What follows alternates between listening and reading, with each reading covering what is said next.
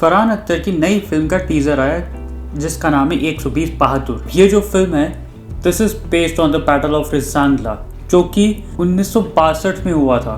और ये जो बैटल है this was fought in the weather condition of -24 degree Celsius. -24 degree Celsius में उन लोगों ने लड़ाई करी थी। इस बैटल के अंदर 114 सोल्जर्स की डेथ हो गई थी। तो इस टॉपिक पर फिल्म बनाना it would have been a major challenge because इस फिल्म को ड्रामेटिक एंगल भी देना है और इस फिल्म के अंदर हमें कंटेंट भी दिखाना है। तो क्या इस चीज़ों से हमें कुछ ऐसी होप मिलती नज़र आ रही है?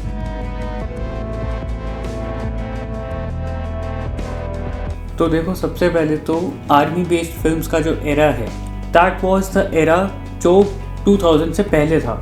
उस टाइम पे अगर कोई भी आर्मी बेस्ड फिल्म आती थी तो वो चल ही जाती थी because of those particular emotions जिससे हर इंडियन रिलेट करता ही करता था। उस टाइम पे इन इमोशंस का यूज़ भी सिर्फ आर्मी बेस्ड मूवीज़ में ही किया जाता था।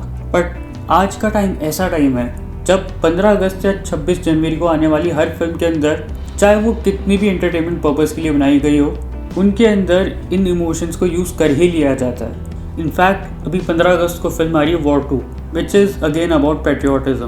तो ऐसे में जो आज का टाइम है वो ऐसा टाइम है जहाँ पे अब ऑडियंस इमोशंस से कनेक्ट नहीं करती है। मैं स्पेसिफिकली ये देशभक्ति वाले इमोशन की बात कर रहा हूँ। टुडे इज़ द टाइम जहाँ पे कंटेंट ही हीरो है। और अगर मैं कंटेंट की बात करूँ इस टीज़र के, तो इस टीज़र में एक सीन था जहाँ पे फरहान अख्तर अकेले लड़ाई कर रहा था। एंड जिस तरह से वो लड़ाई कर रहा था he was fighting like a assassin.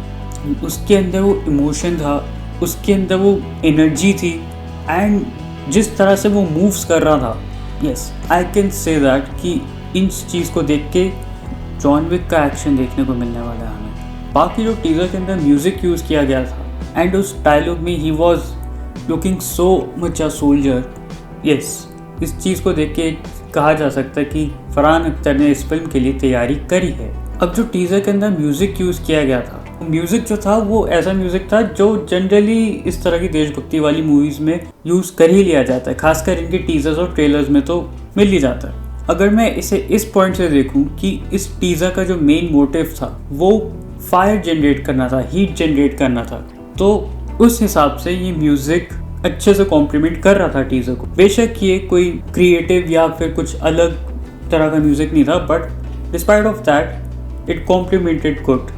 और जो विजुअल्स देखने को मिले इस टीज़र के, उन विजुअल्स को देख के तो ये बात अच्छे से कही जा सकती है कि फिल्म के अंदर सिर्फ फरहान अख्तर ही नहीं, फिल्म की जो लोकेशंस ली गई है, जो फिल्म के अंदर बाकी के लोग हैं, उनका जो जज्बा देखने को मिलने वाला, उनके अंदर जो एम्बिशन होगा that will be on next level.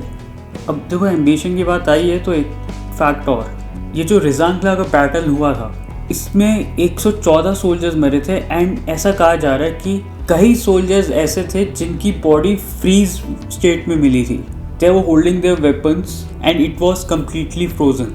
सोचो मतलब यार, मतलब जो चीज़ उन्होंने फेस की होगी, यहाँ पे आपके और हमारे जैसे रूम में बैठ के खाना खाने वाले, टीवी देखने वाले लोग तो इमेजिन कर भी नहीं सकते। It would have been so much painful. So at last 120 Bahadur का teaser is a solid teaser and if the things went right this is gonna be a blockbuster movie. खासकर जब तक एवेटार नहीं आ जाती तब तक कम से कम।